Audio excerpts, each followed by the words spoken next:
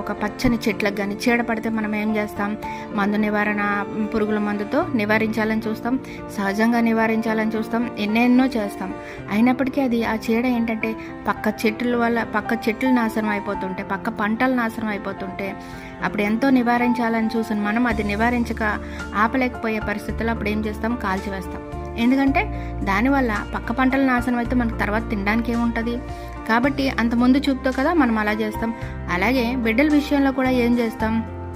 బిడ్డ ఎంతో మంచిగా ఒక ఉన్నత స్థితిలో ఉన్నతంగా సమాజానికి ఒక ఎంతో పేరు తెచ్చే బిడ్డగా, ఎంతో ఆశీర్వదించే బిడ్డగా మారాలనే చూస్తాం. కానీ వాడు భ్రష్టు పట్టుపోయి ఒక హీనమైన, దయనీయమైన, ఒక పైశాచికంగా సమాజానికే ఒక చీడపురుగులా తయారైనప్పుడు మనం క్షమించగలుగుతామా?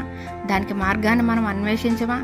అలాగే దేవుడు కూడా మనిషి ఎంత ప్రేమించి దేవుడు మనిషిని సృష్టించుకున్నాడు. మరి అలాంటి మనిషి